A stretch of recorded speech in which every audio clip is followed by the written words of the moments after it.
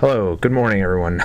Welcome to the stream. It's been a bit, so apparently everything's all wackadoo. So yeah, so today we're working on our Rune Rally art here. Hope you all are doing well. You know, I'm just gonna send a little test in the chat too, see if it pops up on here. Also, a lot of my stuff is just not working. Properties. Let me adjust the camera too. Lower that exposure a little bit. I don't know why it feels the need to like crazy brighten my stuff all the time. Okay, well, all right. Yeah, all my stuff is all messed up, so it's been a weird batch of months, a couple months. Weird start to the year. I feel like I haven't started painting anything. Like, it's been crazy. Like, I haven't, like, aside from like the little Pokemon pieces, I haven't done any like any art pieces at all. So I'm hoping to kind of dive more into this. This piece, I started this piece last year, like November or something like that. Got a pretty good chunk of it done, and then I kind of just I wanted to lay out the rest of the rule book. So if you want, we can take a little quick look at the rule book where it's at. I'll open that up. We can kind of take a look at it. I decided to like just design the rule book and then sketch everything out like inside the parameters of the rule book, and I started painting one of the other pieces as well. So we'll open that up and we'll take a look at it, and I'll just kind of show you guys where we're at, and then we'll dive into painting this. Yeah, so hopefully my mic and everything sounds good. My levels, it says I'm peaking a lot, but I don't think I'm that high up. But if I'm really blasted out, let me know. I'll turn it down. So here's another piece I started working on for the rule book. But just so this is just what the hell? What are you doing? All right. So we have the first spread here, which is the painting we're working on today. Second spread.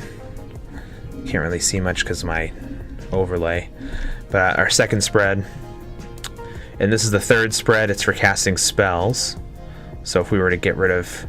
If I were to do my text, it'll kind of look like this, loosely. Which is looking pretty cool. I'm digging it. And then we have what are runes. We kind of have a rune section. Then we have this section for obstacles. Kind of sketch that all out. And then we have this section for just winning the game, just like a last bit of spreads. So I sketched out all the artwork. I'm really excited to paint all of them and kind of get started. Except for the cover is the only thing I haven't sketched out. I'm going to kind of treat it like how I did the card backings, which you can kind of see over here, just to kind of bring that style together a little bit. So yeah, that's kind of where we're at with the rule book, and we're going to kind of work on this piece some more today. I think I might do a little bit of the background, but my focus right now is the main figure. Isazada on YouTube says, "This is so fun. Thank you so much. I really appreciate it. I'm glad you dig it." Yeah, basically this stream we're going to be talking about the game I'm working on while I paint this piece. So yeah, if you have any questions, let me know. But yeah, we're gonna just kind of dive in here.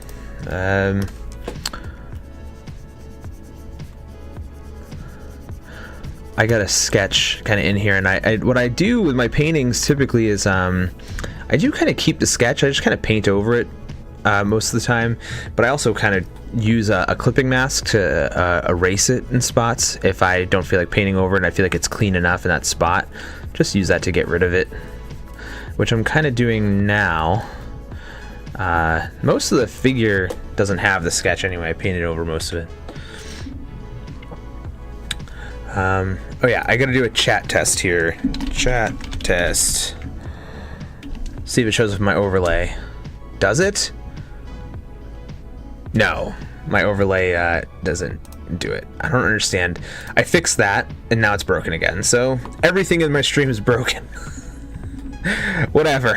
I don't care anymore. I fixed it, and it broke again. So whatever. But yeah, so we're essentially working on this piece here.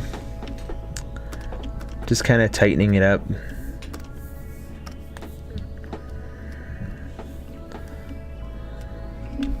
That's not the color I picked. Yeah, no, it's wild. I can never get it right. Technology annoys me because it's just like never have I felt so old. And I think that happens to everybody. It's like eventually technology just changes just enough to make you feel so old that like you just like, that's how I feel about Instagram. Like I still see so many people use Instagram even though like they're clearly like, we're training AI with your artwork. But it's like everyone uses it still, and it's just, but it drives me nuts because I don't think I don't use Instagram enough, and I think that's probably the platform I should be using the most, well, until, you know, the AI stuff. But it's like I can't use it. Every time I try to use it, I feel like I don't understand it. But I don't really do social media very well in general. Like I don't like to engage on it very much. I much prefer like Patreon. I actually use that. This music is way too loud. I use that as like my blog / like chatting with people. Like that's why I keep pushing Patreon on people, not for the fact of like I want you to buy my Patreon or support me financially. Like it's more just because that's where I'm most active, and that's where I like engaging in the community the most.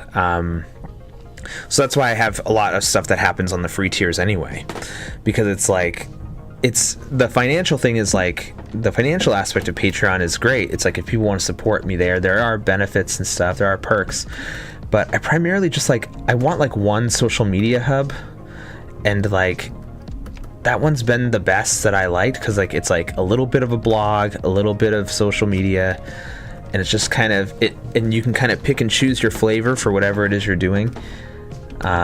So yeah, like I encourage people to just go over there and follow it for free. You can, if you want to join at a paid tier, that's even more amazing, but there is no pressure to do so. But yeah, I encourage people to join the Patreon if they can. Just because like I don't know, a lot of projects are going on, and like there I feel like I have a space I can talk about them.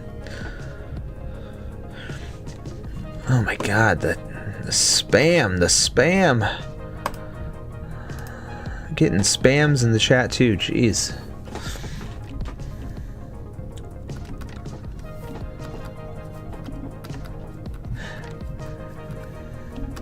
But yeah, no, this has been a weird year. Like starting off, like started the year off like I just feel bad for the people that hired me for January work, because like January was like a wash of a month, and I just like I had some commissions I started working on, and I just like I was out of work the majority of that month with my kids being sick, with me being sick, and then I hurt my back like last week, like so a lot of February has been kind of wrecked.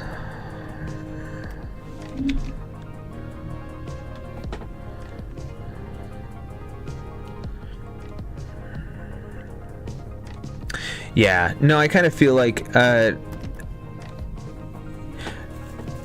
Breath Right, I agree. I kind of feel like the same. I just kind of I stopped using Facebook.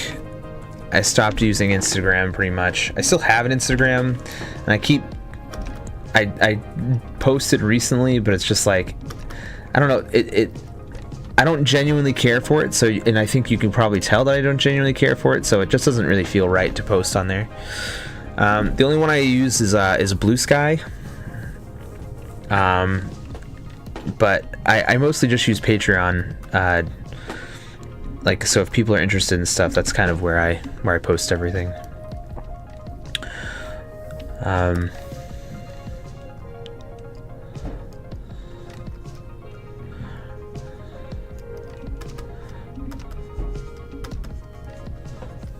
Just like more, I just want stuff more streamlined. Like, it's like, I don't want to like be, I don't want to be everywhere all at once. It's too much. It's too overwhelming.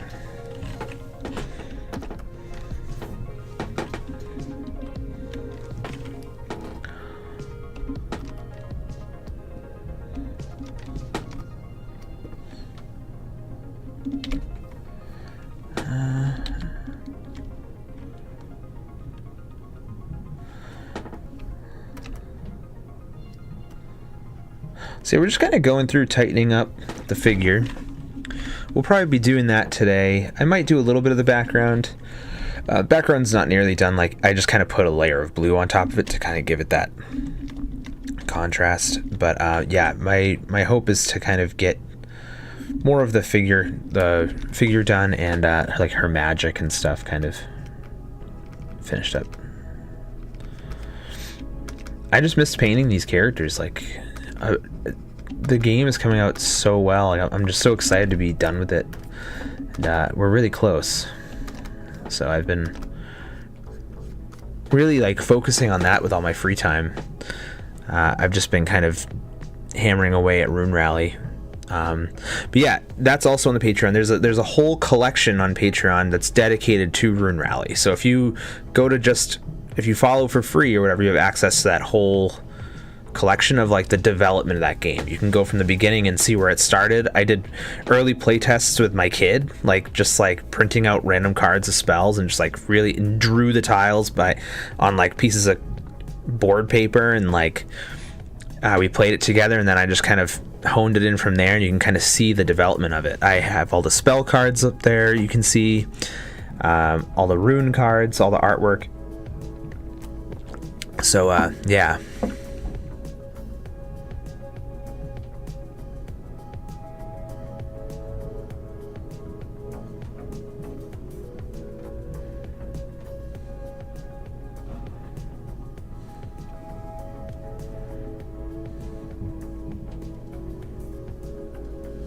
Well, no, it's not looking at it from a business standpoint, because I don't.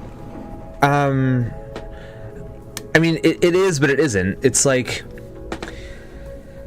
it's more finding out where your. I guess the business aspect of it is finding out where your return investment is. It's like Twitter is kind of useless now. Your engagement's total trash. So it's like, okay, well, I hate being on there anyway, so it's where do you want to put your energy, essentially. It's like, where do you want to put like all your mental energy into things? And I think that if you foster like good energy into one thing, it's better than having bad energy into a bunch of different things. So like when I stopped using Twitter, and I haven't gotten like less work because of it. I stopped using Facebook, I haven't gotten less work because of it. So, but my intention on social media isn't just to get work either. So it's like, that's why I have been pushing Patreon so much, is just because I kind of want things to feel like more smaller scale, more community driven. But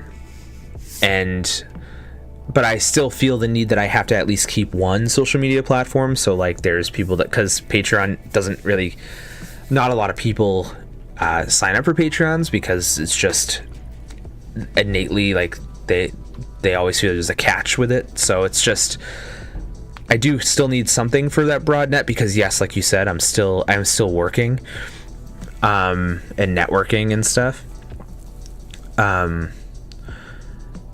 But in terms of focus, like, I feel like having so many social medias and focusing on all of them is way too hard. Like, I don't even count Twitch as social media necessarily, like, because all I'm doing on here is I'm doing my stream that only a few people watch, and like, if it ever gets big or whatever, I have no investment in it getting big. Same with YouTube. Like, I'm just making the videos because I like making them. It has nothing to do with like, will it blow up, will it get popular? I'm not going to chase an algorithm for it. Like, even my thumbnails, like, if I wanted to chase an algorithm, I wouldn't be designing the thumbnails I design on YouTube. I'd be doing them like what you see everybody else doing. But yeah, no. So like I have Messenger still because I have one friend that I talk to through Messenger that I'm like, I keep wanting to be like, hey, here's my phone number. I'm deleting this. And I keep forgetting to. But yeah, and then there's also like, WhatsApp or whatever that my family uses a lot. But even that just feels like way too much. It's like, can we just like go back to texting? Can we just like go back to like regular stuff? And like that's like what I'm kind of hoping to do just with my life in general, just streamlining things more. Like whether it be for business or personal, it's like I don't have the mental capacity to like to invest any more time than I already have.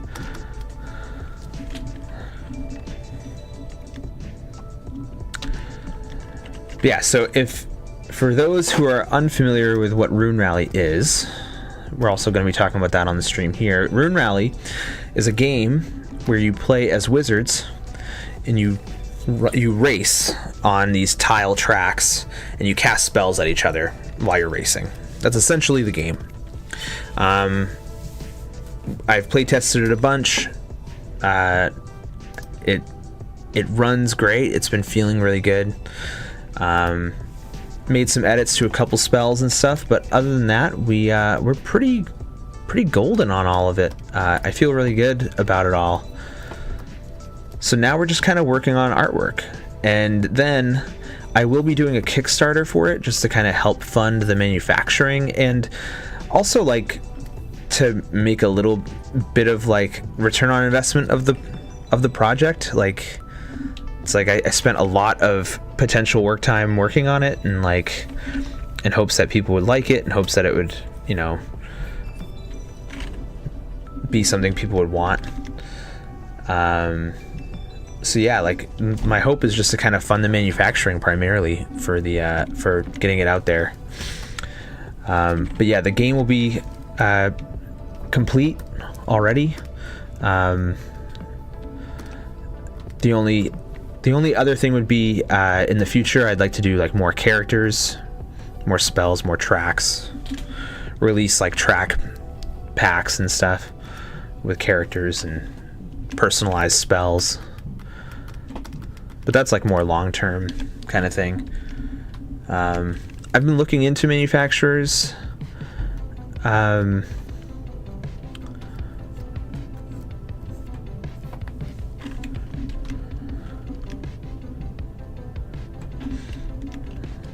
Thank you. Yeah, I love it too. I like her little cherry beret and yeah, the whipped cream hairstyle for sure. I really wanted to make like a candy sweets themed track and character. So every character kind of is like inspired by the tracks that you initially get too. So like they all kind of have main aspects to them.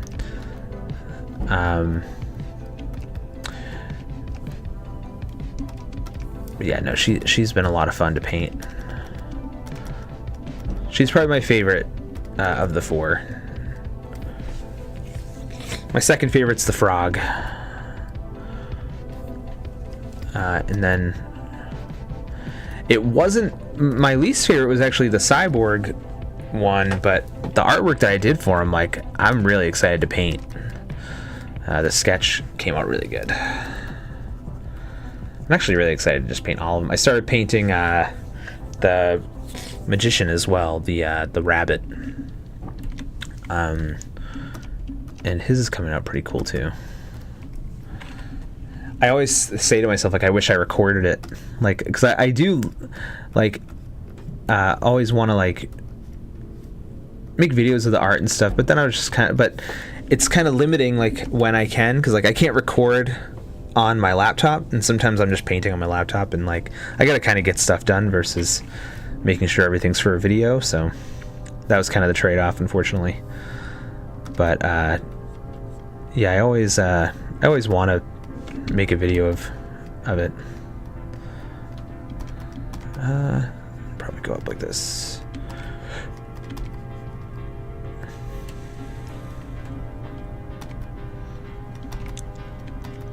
But yeah, so currently we have 4 tracks. I've finished painting 2 of them.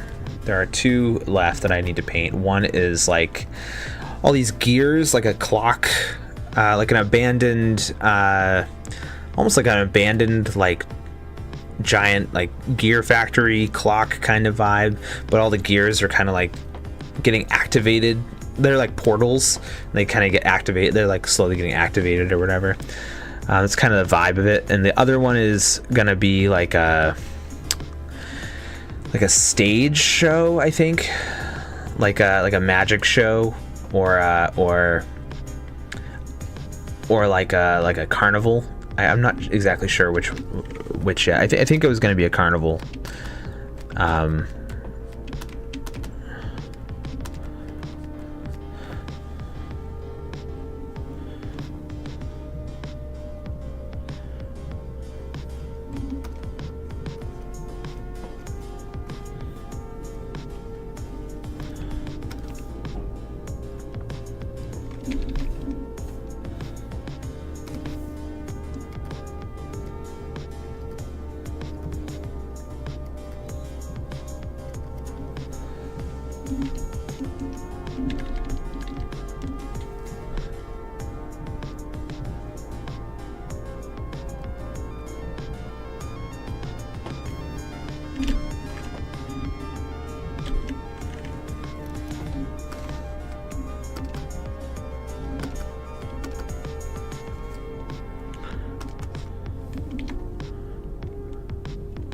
Oh yeah, that's cool. You're painting right now, or are you doing something else? What kind of art are you making?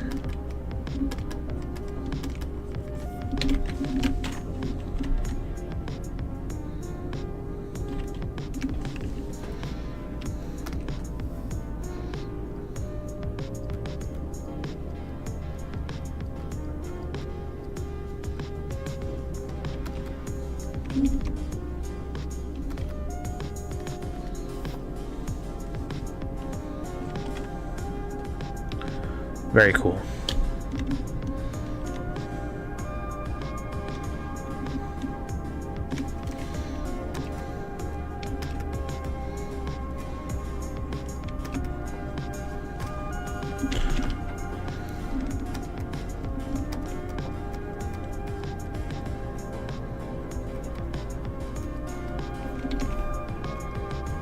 Oh, I was wondering what that was. I was like, why is this not painting over?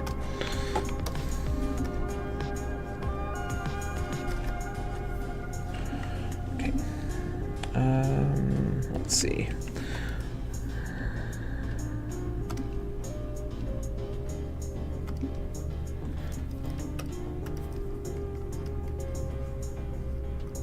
Gotta give her arm a little more definition.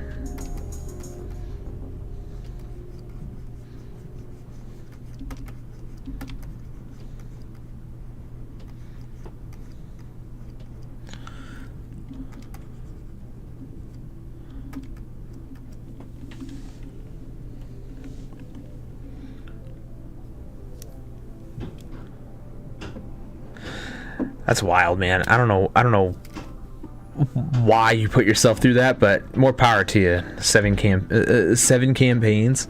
I just stopped being DM for the one that I was running. I was like, I don't want to do this anymore. I had a lot of fun, but like I essentially ended the arc that we were doing, and I was like, yeah, I want to take a long break, like. But I think we're gonna keep going with the campaign after we do whoever's running it next in our group. I didn't want to like end the whole campaign because I really liked the world we were doing and the campaign we were doing, but I was like, this feels like a good end to like an arc of a story. I was like, so we'll just do that, and like, because I can't manage that along with everything else right now. So I was just kind of like, I feel burnt out doing this. I want to do something else. So yeah, I don't know. I don't know how you're doing 7, but good luck to you.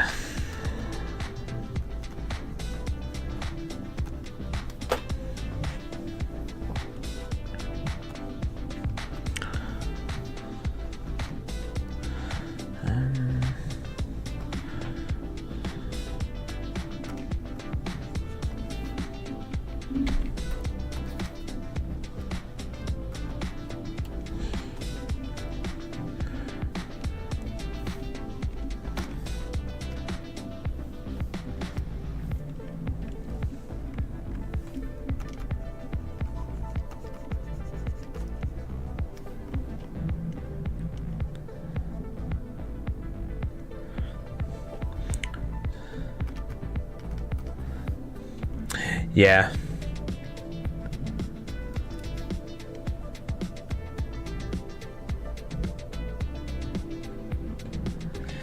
Yeah, still, I don't know. Like, I feel like I would just get it all mixed up, but that's cool. I mean, if you're enjoying it, hell yeah. That's really cool.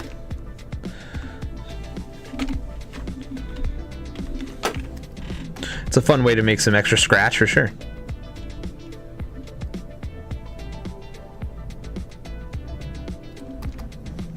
Especially if you're enjoying it.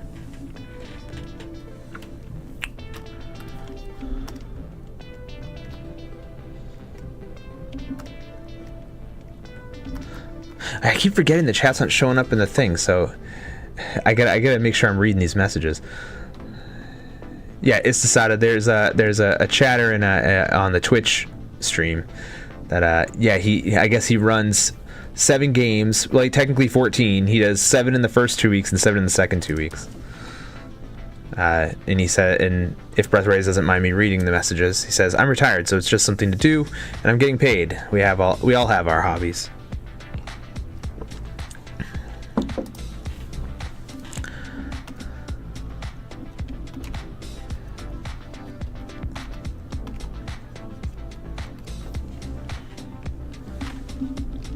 Yeah, I'm liking the muscle definition on that a little bit. That's really good. Maybe increase it a little.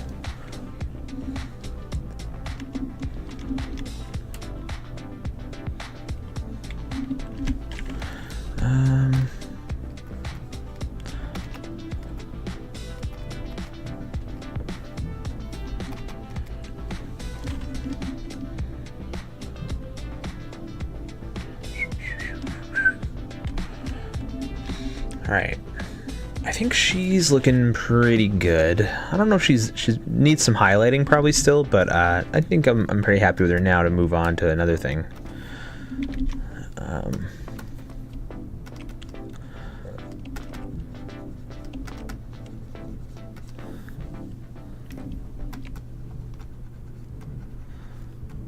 Just gonna kind of fix this spot here. No.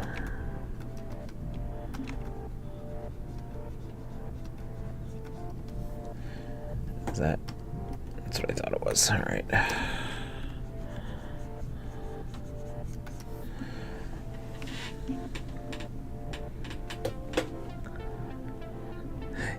Yeah, it says on YouTube. I was wondering how they found time to breathe. If they're retired, that makes more sense.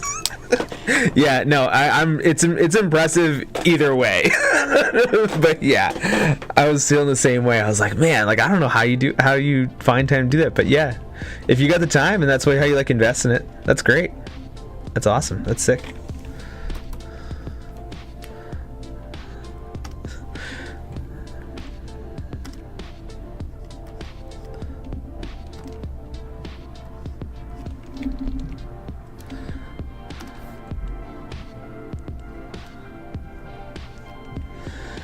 Yeah, no, my free time, I make music. It's kind of like the other thing that I do. I've been really feeling getting back into music lately. That used to be a job I did. Not a job, but like played gigs and stuff. And then I kind of realized it was giving me panic attacks, and I didn't realize I was actually having panic attacks every time I'd be about to go on stage. So then I was like, I don't want to do this anymore. But then I realized I enjoy writing music, and thankfully with, like, you know, the internet, if you still want people to hear it, you can just put it online.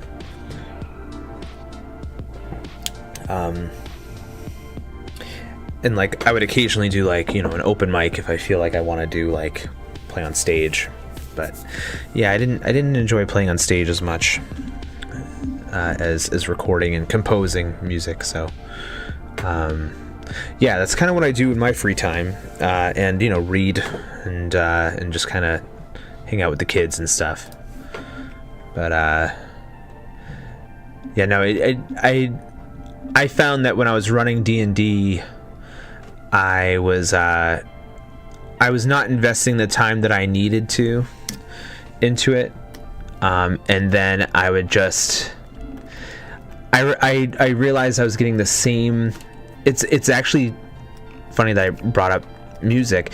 It was actually feeling like the same reason I stopped playing live music was I was getting actually the same exact feeling for that too. Like I would start with like being like, oh, why am I doing this? Like you get really regretful, and you bash it, and then you enjoy it, and you kind of like have this come down afterwards.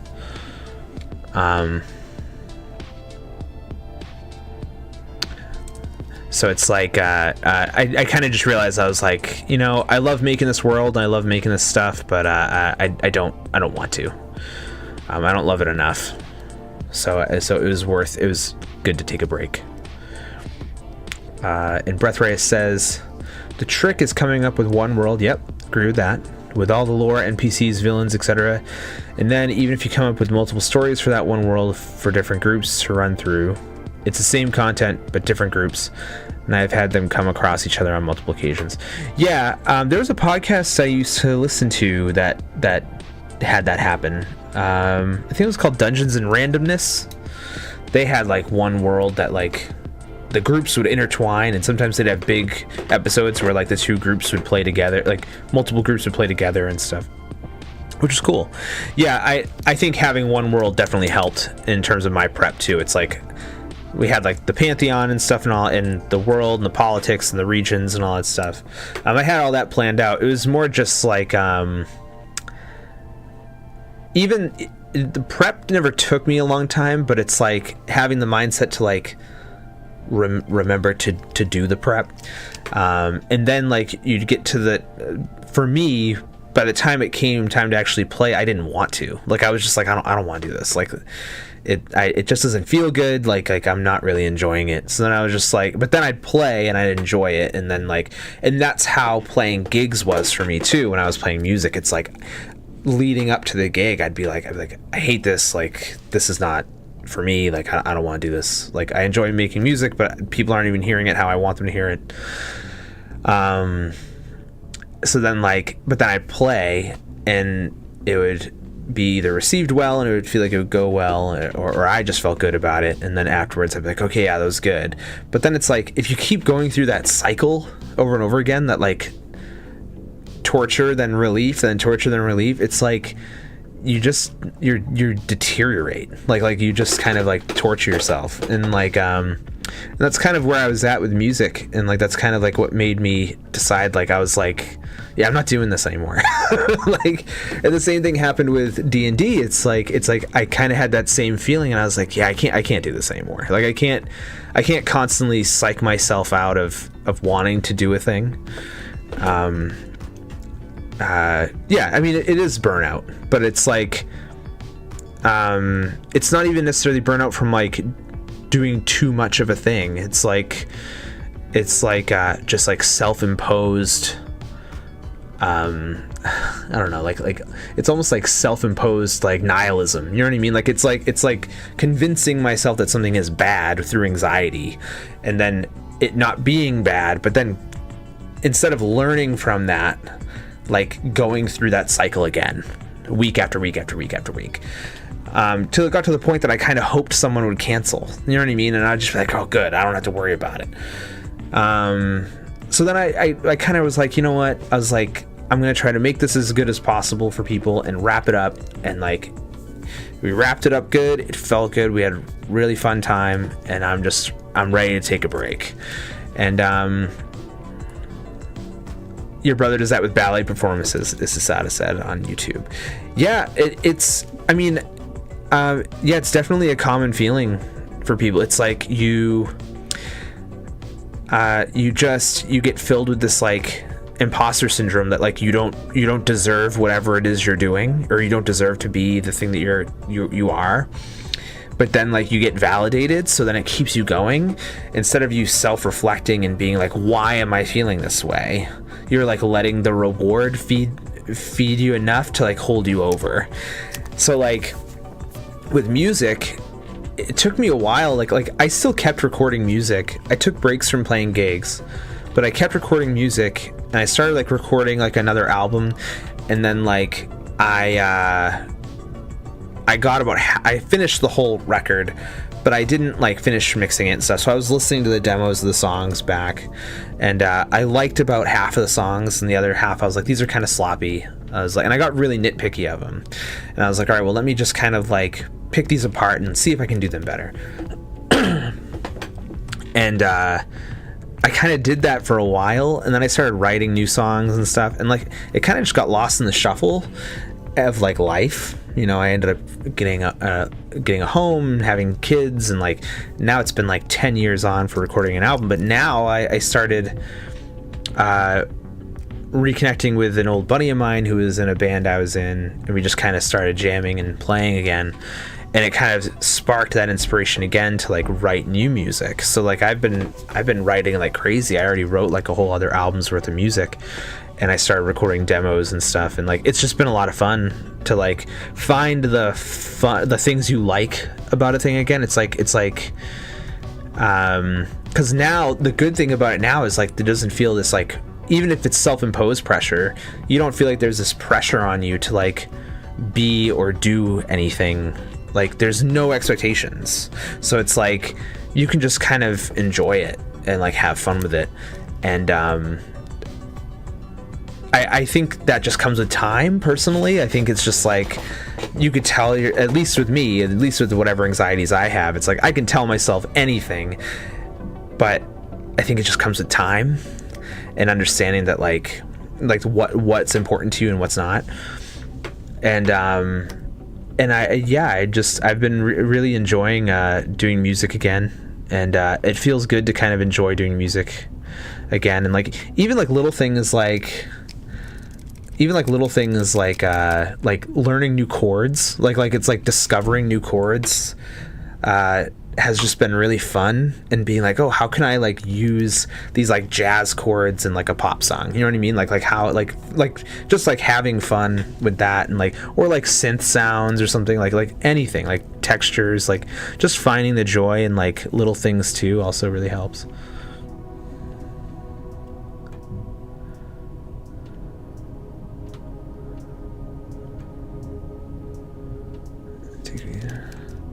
Yeah, no, I do the same thing, Breath Reyes. Like I do my stories in arcs. We take long vacations like from the game, summer and stuff.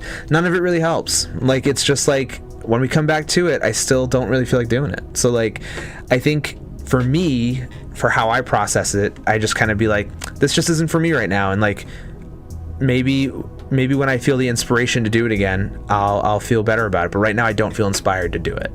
And like that's what happened again. Like that's what happened in music. It's like at the time I was like really forcing a thing because I felt like this is who I am. I have to do this. And like, but in reality, you don't have to do anything. You know what I mean? Like it's like at least with that stuff, at least with art, it's like no one's making you make art. You know, no one's making you create music. No one's making you be a DM for a game. You can just stop. And that's okay. There's nothing wrong with that. There's nothing wrong with taking a break and like being true to yourself and being like, you know what, maybe this just isn't for me right now. And maybe it will be years from now. Maybe it will be months from now, weeks from now, who knows. But like I can take a 4-month break from being a DM, which I am doing, and I still don't want to go back to doing it. Like I still feel good right now. Like I still need to find, there needs to be some sort of spark that kind of like entices me to want to try to do it again. Like I keep thinking of like a painting I want to do of like the campaign, like just to kind of like be like, hey, like I was thinking about giving it as a gift to the other players too, and maybe that'll kind of, maybe looking back on that when that's done would help be that spark. But I'm also not in a rush, you know. I enjoyed being a DM for most of the time, and I feel good about not being a DM right now. I kind of just want to be a player, and I kind of want to take a break. It's cool that you found like your way of processing through it and handling it whenever you have doubts of Breath Race. That's really cool.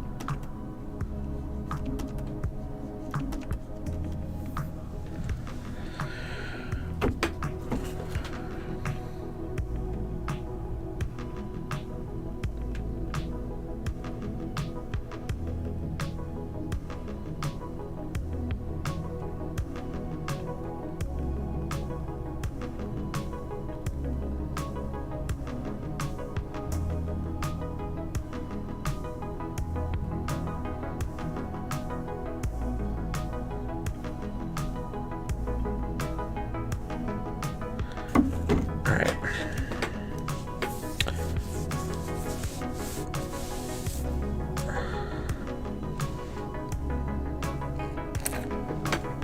Breathray says on Twitch, it's not for everyone really.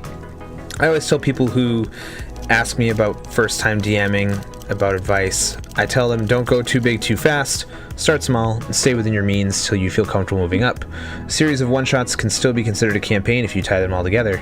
You just don't have to focus enough on them to make them matter as much. Yeah, I agree. I think keeping things small definitely helps. I think, but also, like, being honest with yourself. Like, don't put too much pressure on yourself to, like, be this incredible storyteller all the time. Like, your main goal is to just have fun. Like, that's, like, the main goal of being a DM or a player. Your main goal there is to, like, tell a campfire story and, like, use the mechanics of the game to help elevate that campfire story to something that's interactive and fun. There's no expectations for you to be a Brendan Lee Mulligan or Matt Mercer. That's all your own self-imposed expectations. You just got to go in there and have fun. And I did for a while. I really enjoyed it. But yeah, I think being true to yourself and knowing when to take a break, when to stop, is also super helpful.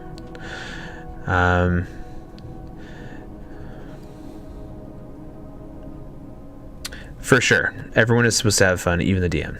I completely agree. And I think people forget that a lot too. Like some people get really uptight about, where is this? Oh, it's right here. Okay. Some people get really uptight about like what game, like how the game is supposed to be played and all that stuff. And it's like, chill out, man. It's just a game. Like, you don't own it. Who gives a shit?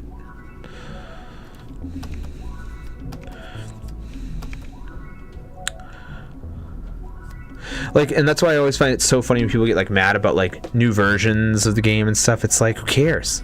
Like, who cares? It's a new version. Like, don't play the new version. Like, you can always just play an old version of D&D. Who gives a shit? Like, chill out. You don't like the new version? Great. Go play 5th edition or 4th edition or whatever edition you want to play. You want to play the one from the 70s or whatever, go for it. No one's making you play the new version. But like, don't isolate other people from being allowed to learn a new game just because it doesn't, like, it's not like the flavor you wanted it to be. Like, who cares?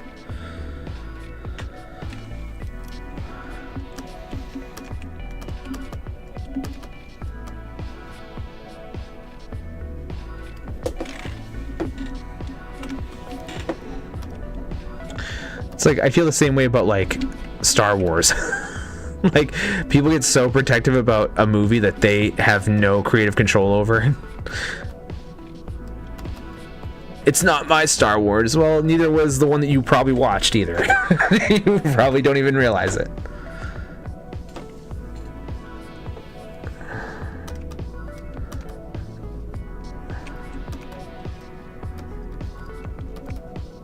My favorite is when they're like, Star Wars was better before there were politics in it. I'm like, you really didn't watch the first Star Wars, did you?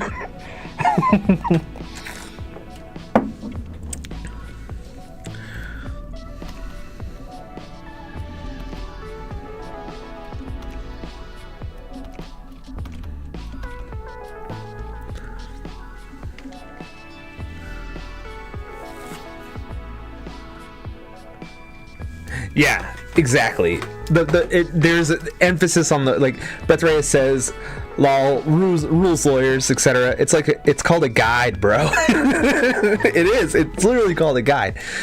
They haven't called it a rule book since first edition. DM can change rules on the fly. Those are the guys who get me all the time. That's why I make my own NPCs, monsters, and villains. That's why they can't look anything up in the manuals. Yeah, I think I use it very loosely as a guide. I feel like I never really tend to reference it unless I need like a table for, like, I don't know, items or something. I'm just like, quick reference for like a, but most of the time that's even bookmarked on like my browser. I can just like pull up a table of items or whatever the shop would have.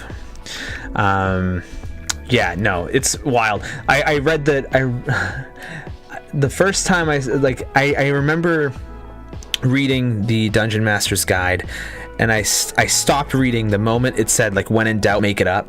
I was like, that's all I need to know. I just, like, closed the book. I was like, I'll look this up when I need it. And I put it away.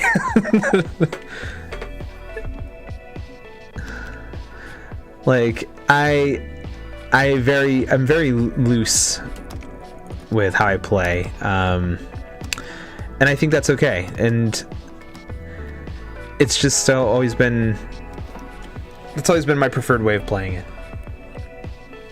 Keeping things loose, not worrying about it, just trying to have a good laugh, have fun,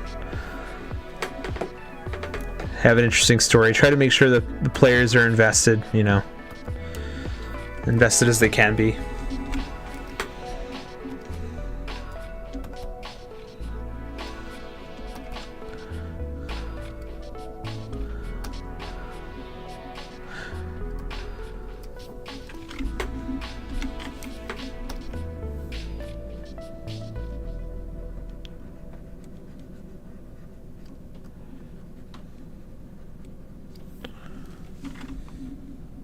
Yeah, I think someday I'll go back to DMing, but yeah, I'm excited to be a player, play a character. I've done it in some one shots, but I haven't done a campaign as a character.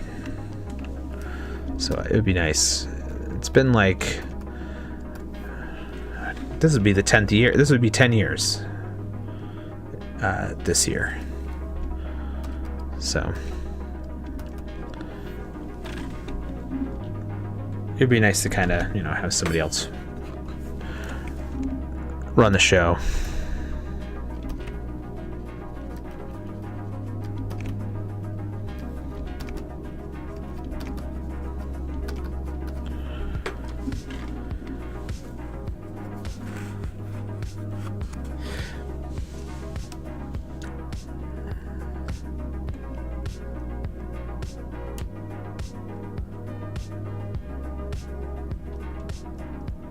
Yeah, that makes sense. I think I mean, most of the time I just make it up. Like, if it's something pretty simple, yeah. And also, I don't use copper or silver or anything. I just use gold for everything. I don't need shit to be more complicated. Just round everything up and make it all gold. I don't give a shit. Like, everything costs a gold piece or more.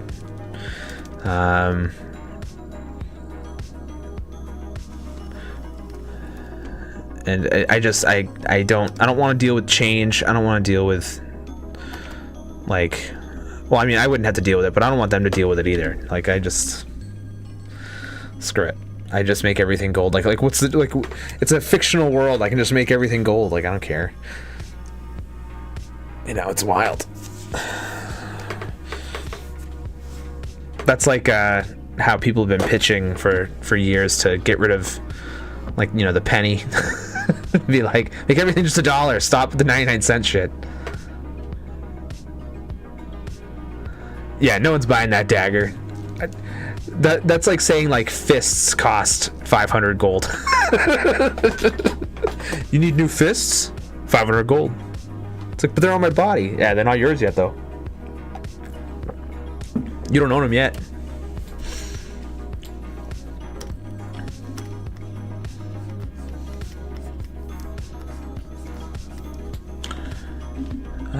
Let's see here. I'm gonna kind of add like a little tinge of blue over here, just to kind of.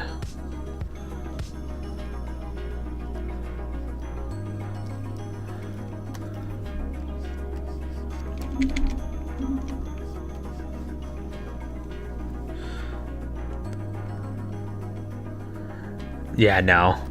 The only thing I ever made like kind of pricey were like enchantments. Like if you wanted to enchant a weapon with like a spell, and even that, like, it didn't cost fucking 10 grand.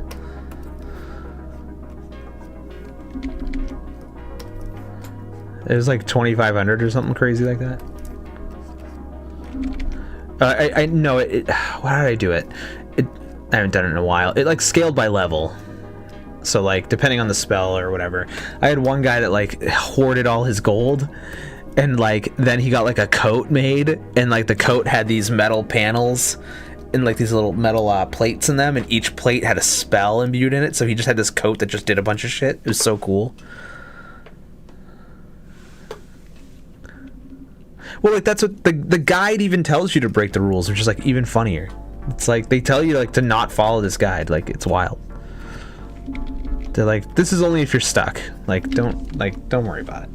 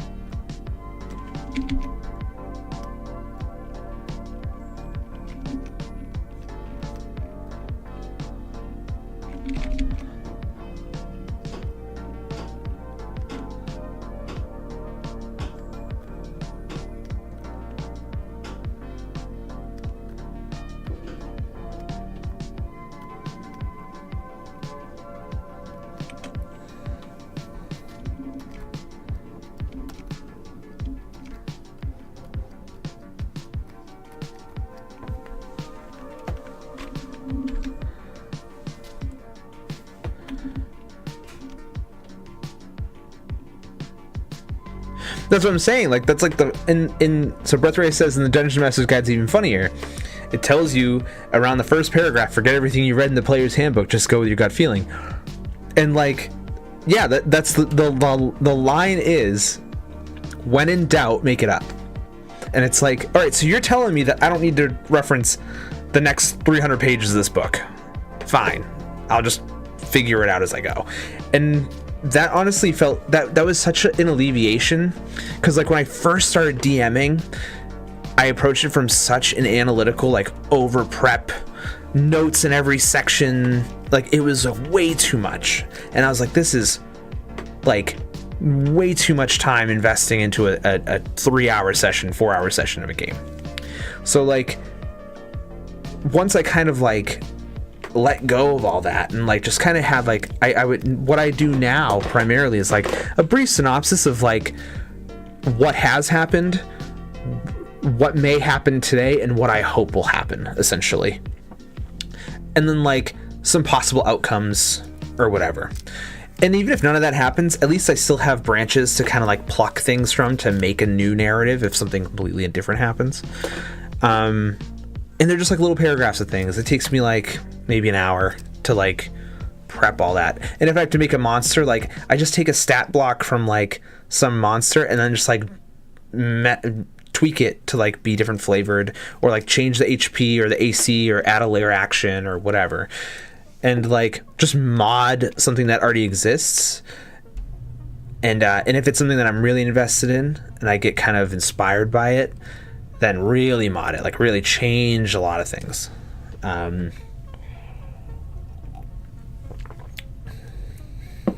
Like one of the deities or whatever they fought at the end was like basically a modification of like a mash of like a what was it? It was like a mash of like a beholder and like a mind flayer kind of thing, and like, but I like beefed up some of the stuff and like I don't know. It was just basically a mash of stuff, yeah.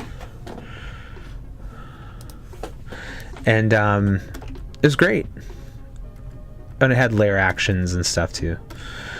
But yeah, I think people watch it or whatever and think it's supposed to be one way and like don't realize that like, oh, it's much simpler than it actually seems.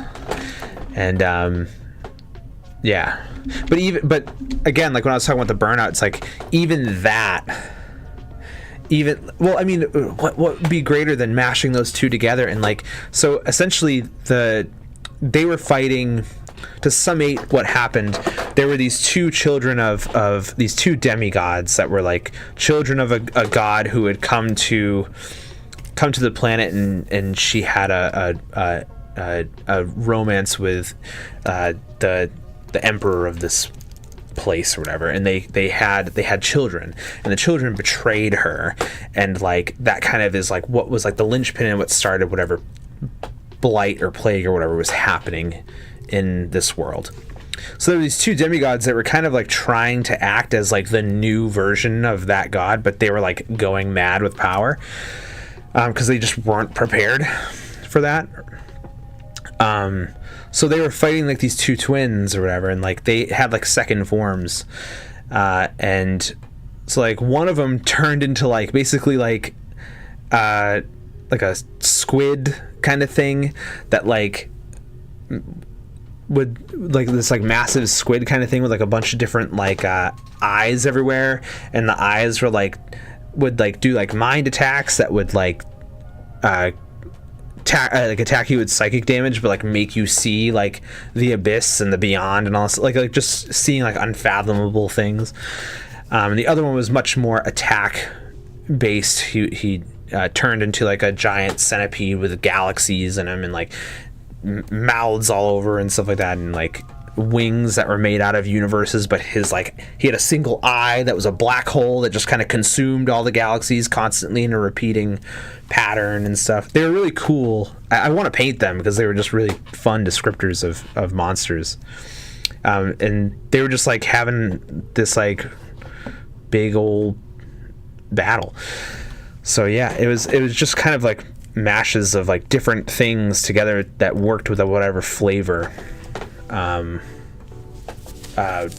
for the so like I would start with the look of the monster and like what they would do, and then be like, all right, well, what monsters exist that kind of do that already, and how do I beef that up to like match this?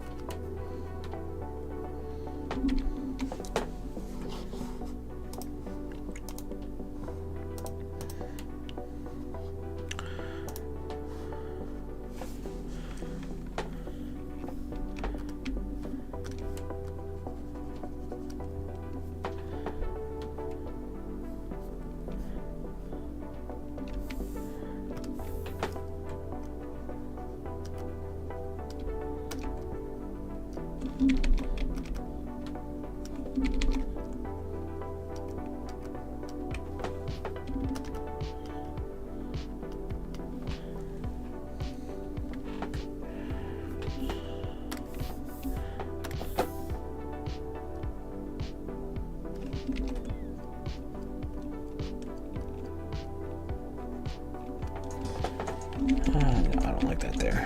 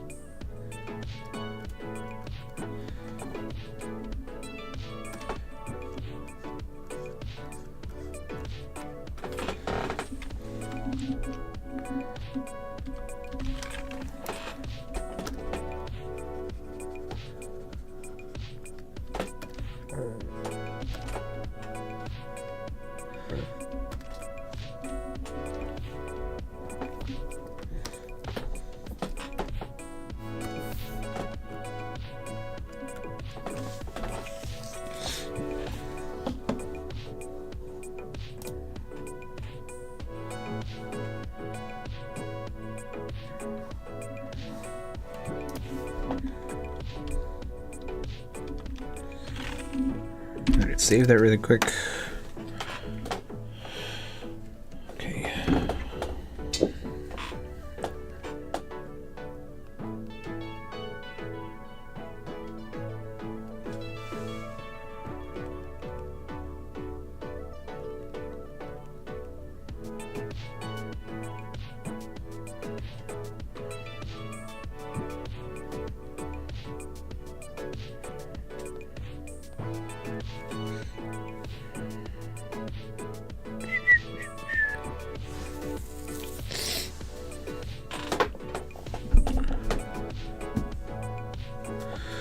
The hardest part of the Breath Ray says on Twitch, what would you say was the hardest part of this current piece?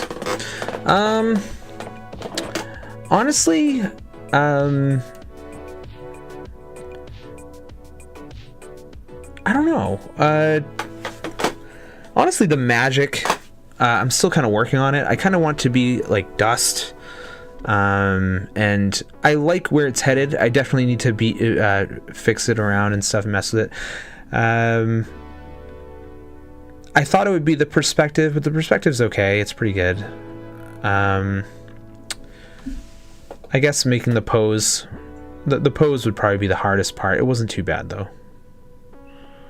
I feel like I do okay with dramatic angle poses. But yeah, it was kind of that. This is one of those pieces where I kind of already had the whole idea in my head. Like I knew exactly what I wanted it to look like. And when you kind of do art long enough, you kind of get to a point where you're actually able to do the thing in your head, you know. We're dropping frames a little bit because I'm saving, and this file's massive, so.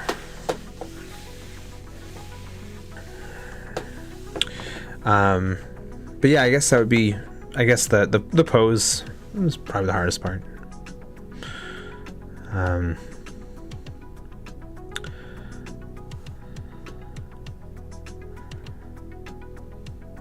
But we still got a bit to go, so.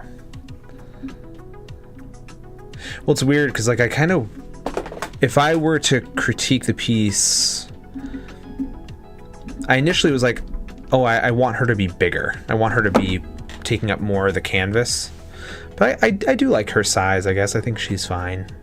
But I still go back on that, like maybe I should adjust her a bit more. But no, I think she's good the way she is. Oh, I know what the hardest part is. Now I'm thinking about it a little more. The hardest part is her vortex. That's like around her waist. It like goes up around her, but it also goes in. So like you're able to like, so like this outer rim is higher and it curves in, but then it's like a tornado underneath. So it's like getting all those angles on a flat plane is a little tricky. And it's probably not perfect. It still reads a little flat, but it's good enough. It's not like a huge, but yeah, I think that's probably the one bit I keep looking at.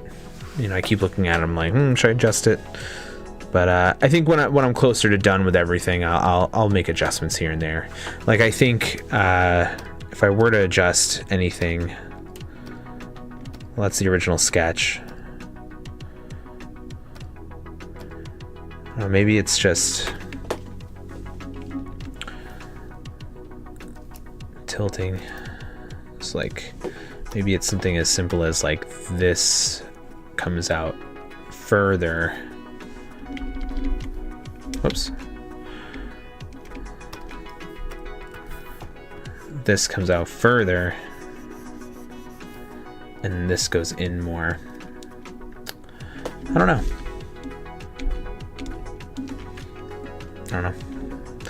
But I like it so far. Let's do let's render.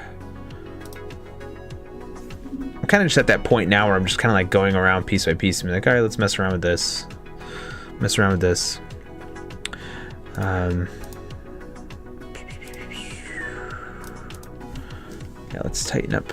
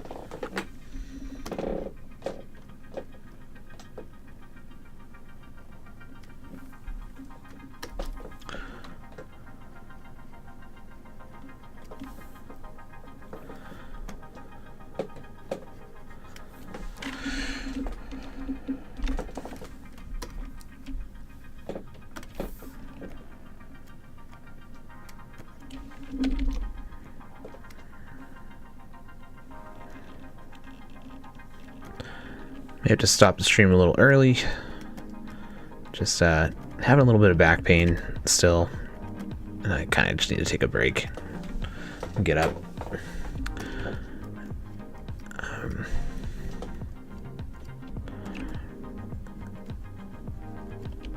But we'll push through it a little bit right now and just kind of finish a little bit.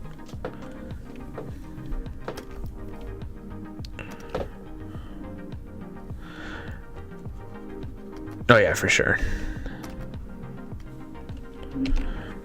Thank you very much. Thank you. Yeah, no, I mean, I think I just pulled it. Like, we've been getting like a ton of snow, so I've just been doing a lot of shoveling, and I think I just kind of like went a little too hard. And but it was like I pulled it so hard, like I couldn't get out of bed. Like the other day, like it was like I felt like I couldn't move.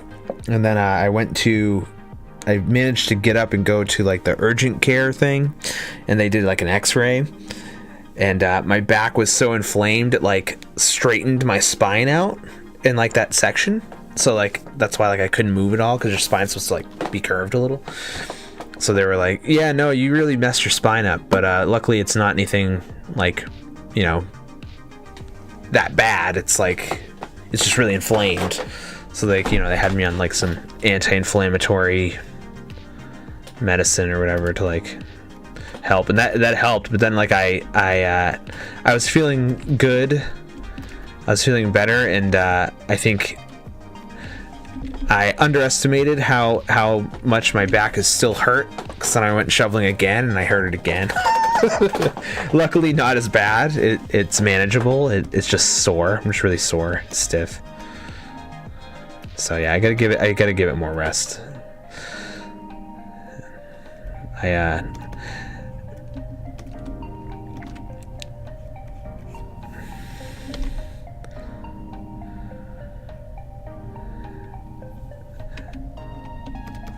Yeah, man. Well, hopefully you're doing hopefully it wasn't anything super permanent, and you're doing much better now. Glad you recovered.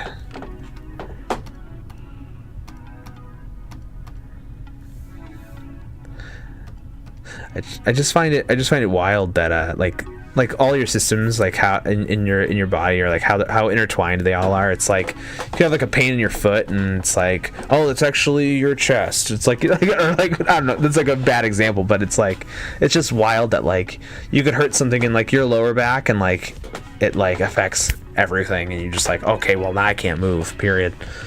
It's just crazy how the body works. And I'm sure, like, you know, chiropractors or doctors are like, yeah, that's how bodies work, and I'm like, yeah, no, I know.